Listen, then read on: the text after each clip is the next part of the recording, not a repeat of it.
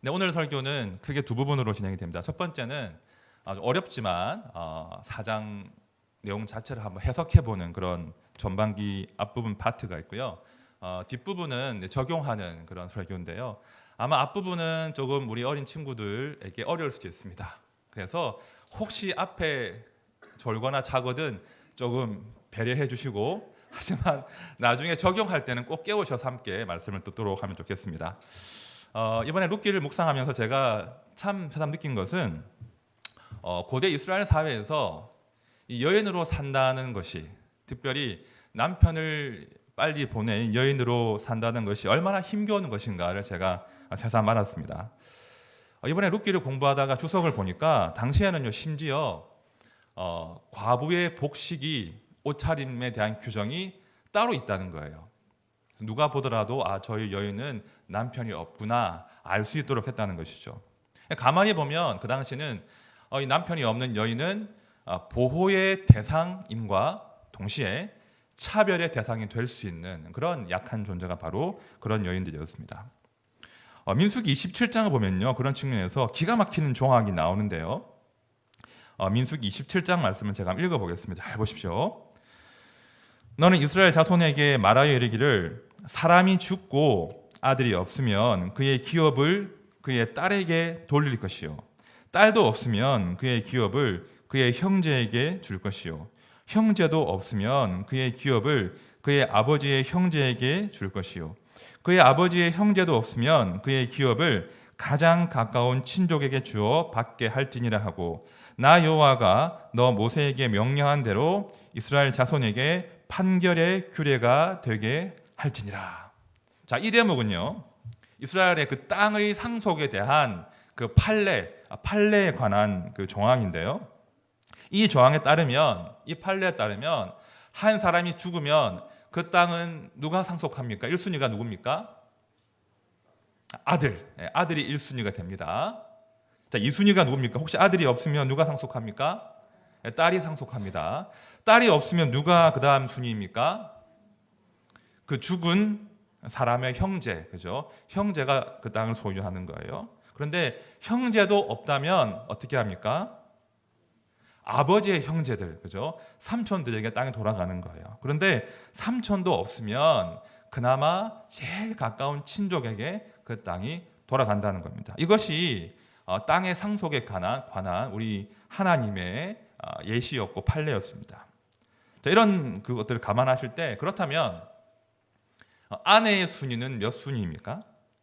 그러니까 죽은 남편의 아내는 그 상속 순위에서 몇 번째가 되는 것입니까?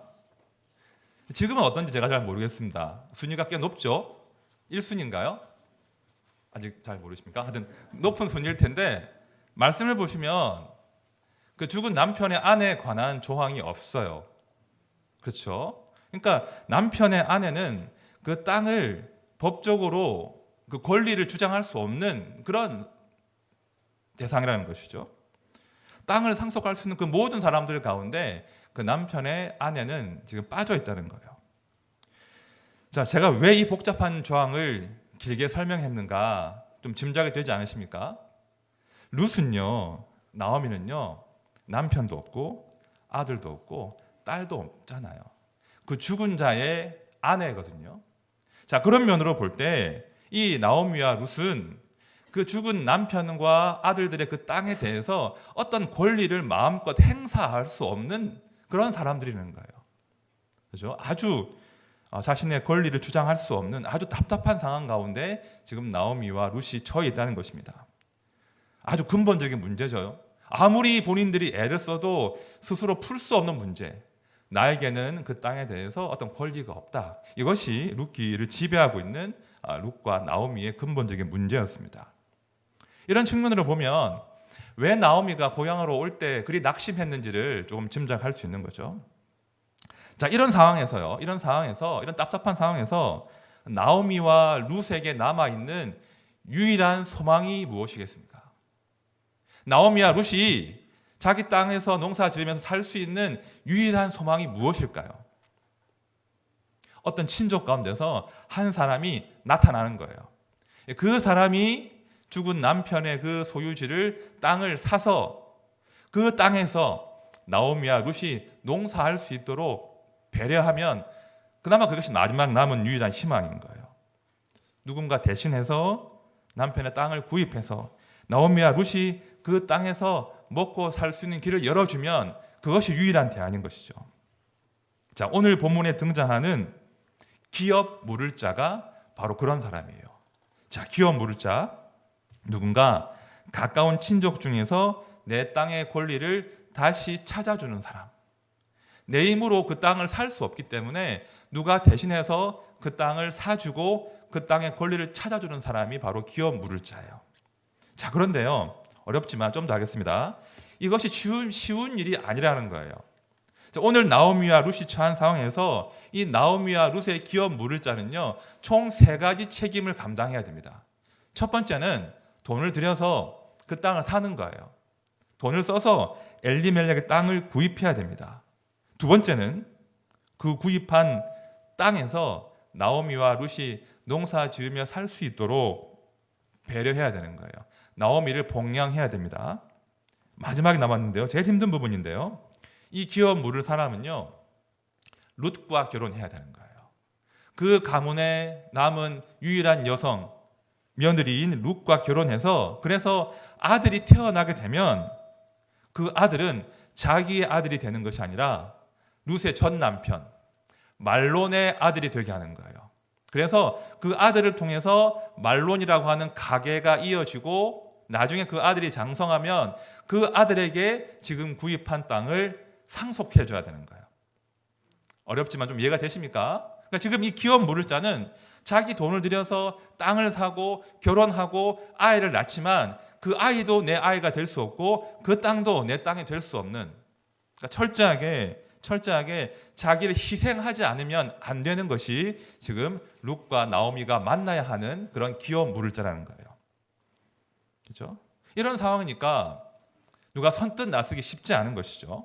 오늘 룻기 4장에 보시면 그렇게 그 사명을 감당할 수 있는 대상자가, 후보자가 2명이 등장합니다. 한 명은 우리가 아는 보아스라는 인물이죠. 보아스가 그 일을 할 수 있는 사람이고요. 또 한 명은 자, 오늘 4장 1절에 등장하는 아무개라는 사람이에요. 아무개. 성경에 아무개라는 단어가 처음 나오고 이제 처음이자 마지막인데요. 히브리어 원문을 봐도 아무개가 맞습니다. 아무개 말고는 달리 번역할 수 없는 이름이에요. 그러니까 기억할 가치가 없는 이름, 아무개로 지금 기록되어 있는데요. 이 아무개라는 사람이 1순위로 기업 물을 자였어요. 자, 어떻게 하는지 봅시다.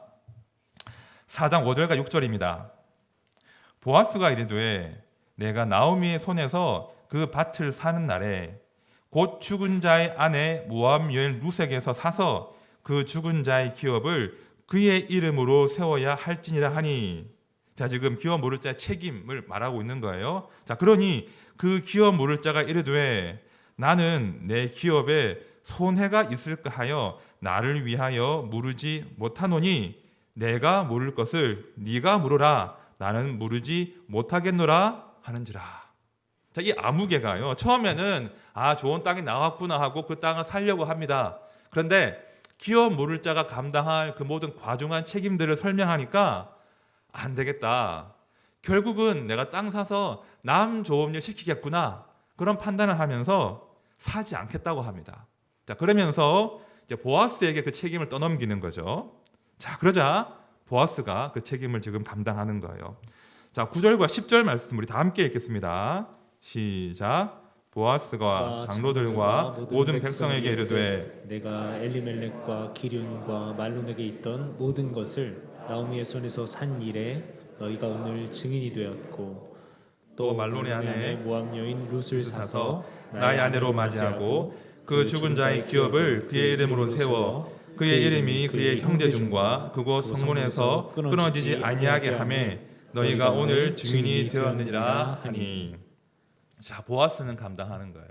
보아스가 그 모든 희생과 그 책임을 다 감당하고 마침내는 이 보아스란 인물이 나오미와 룻의 구원자가 되는 거예요. 기업 물을 자가 되어서 우리가 다 알듯이 이 보아스가 룻과 마침내 결혼을 하는 것입니다. 해피엔딩이죠. 자, 룻기 1장에서 남편을 잃고 베들레헴으로 왔던 이 이주민 여성 모압 여인 룻이 이제는요 4장에 와서는 이 베들레헴의 유력한 사람 보아스의 아내가 된 것입니다.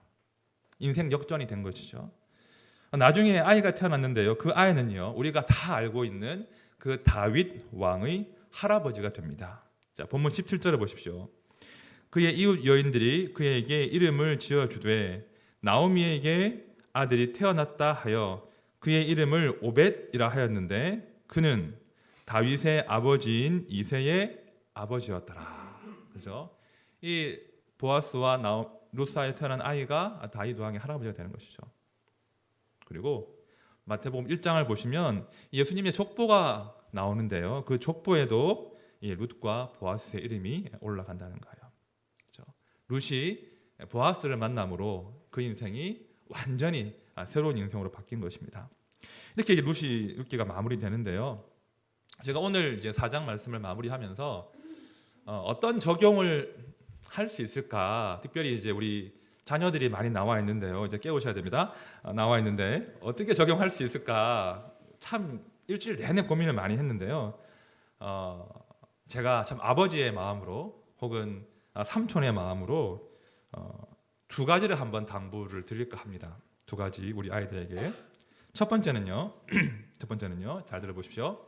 아무개로 살지 말고 보아스처럼 살자는 겁니다. 아무개로 살지 말고 보아스처럼 살자. 자, 1절에 등장했던 아무개는요. 이 아무개라는 사람은요. 분명히 나오미와 룻의 힘든 상황을 알면서도 결국은 비겁한 선택을 해버린 거예요. 결국은 아무개로 살다가 아무개로 생을 마감했어요. 하나님 보시기에 아무런 가치 없는 생을 살았다는 거예요. 아마도 그 사람은 좀 살았을 거예요. 돈이 많았을 거예요. 넉넉했을 거예요. 하지만 하나님 보시기에는 가치 없는 인생을 살다가 그냥 생을 마감해버렸다는 것입니다. 그러나 반대로 보아스는 의리가 있었어요. 여러분 보아스의 이름 뜻이 무엇인지 아십니까? 그 뜻이 이런 거예요. 보아스, 그에게 능력이 있다. 이것이 보아스 이름 뜻인데요. 그에게 능력이 있다. 그가 누구겠습니까? 하나님이시죠. 보아스가 하나님께 능력이 있음을 신뢰하는 거예요. 나와 함께 하시는 하나님께 능력이 있으니 내가 째째하게 살 이유가 없는 거예요. 그 능력의 하나님과 함께 사는 사람들은요, 그 능력의 하나님의 능력을 신뢰하기 때문에 넉넉할 수 있습니다. 째째하지 않은 거예요. 하나님의 그 호의와 동정의 시선으로 주변을 바라보고 그들에게 손을 펼치는 거예요. 그것이 보아스의 인생입니다. 우리 친구들이, 우리 자녀들이 아무개가 아니라 보아스처럼 살아야 된다는 것이죠. 제가 지난 주 중에 책을 읽다 이런 구절을 발견했습니다. 참 소개하고픈 글귀였는데요. 제가 읽어볼게요. 이 세상에는 두 부류의 사람이 있습니다.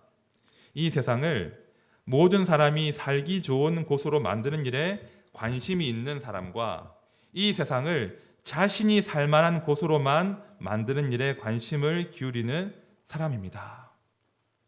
자, 두 사람이 대조가 되시죠? 어떤 사람은 모든 사람이 함께 더불어 잘 살기를 꿈꾸는 사람이 있는가 하면 어떤 사람은 내가 살기만 좋으면 된다는 거예요.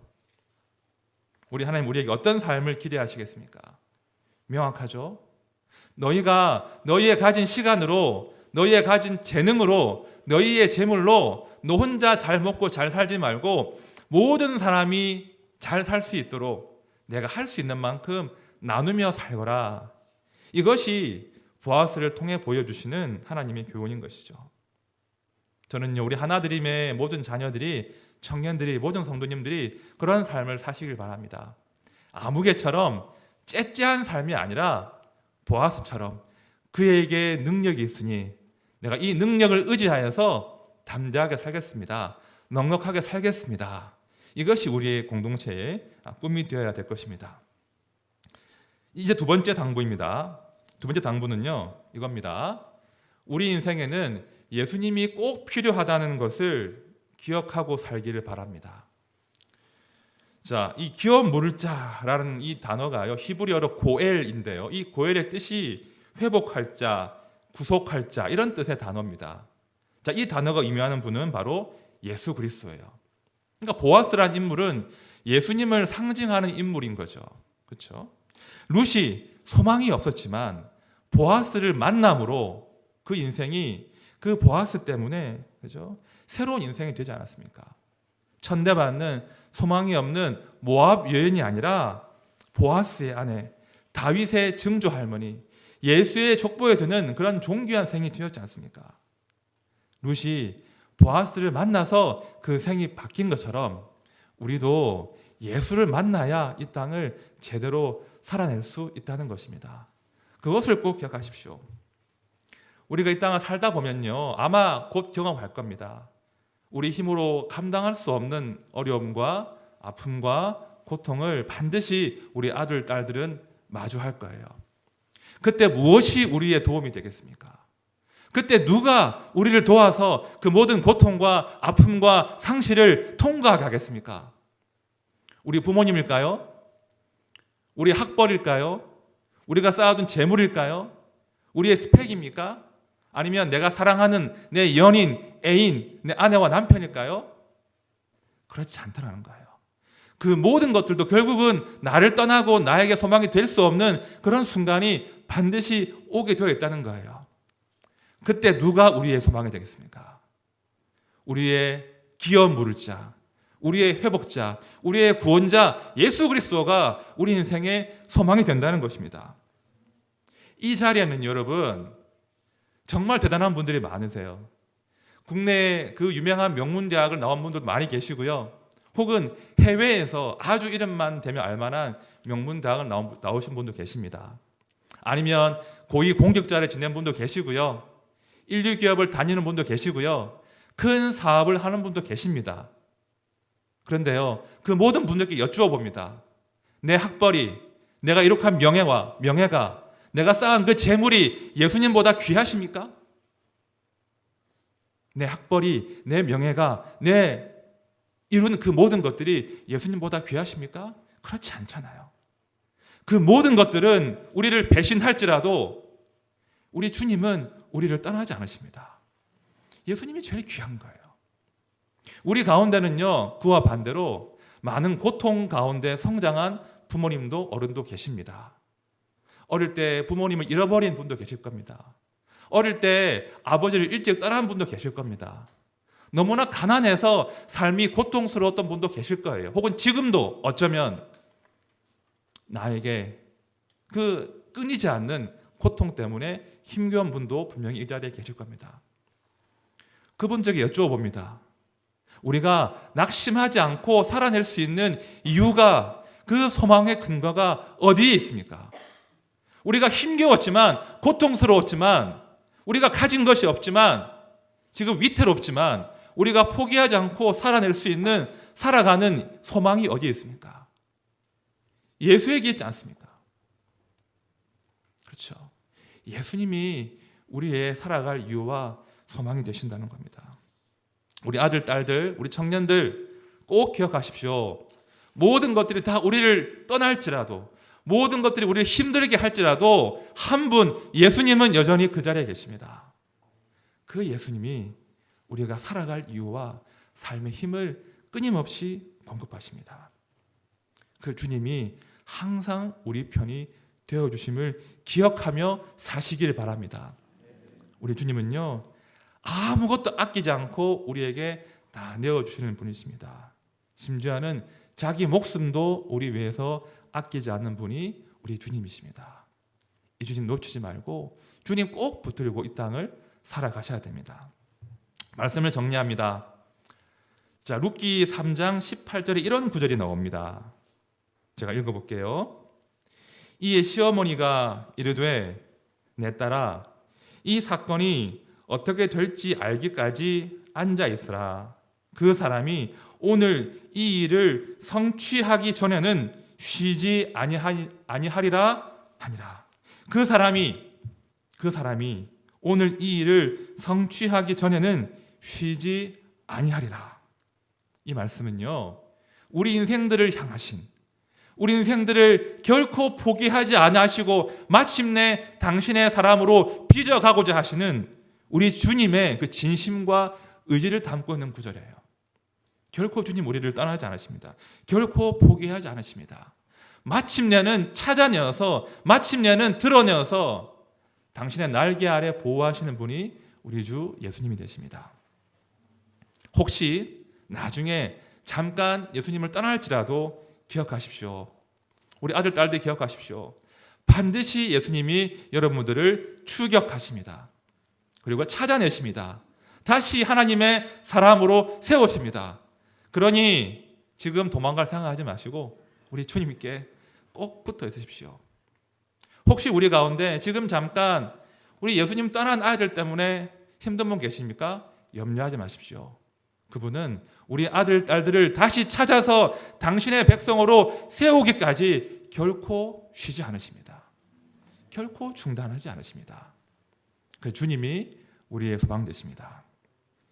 우리 모든 함께한 하나드림의 식구들, 우리 아들, 딸들, 청년들 이 땅에서 가치 있게 삽시다. 아무개처럼 살지 말고 보아스처럼 그에게 능력이 있으니 내가 담대하게 살겠습니다. 그런 삶을 삽시다.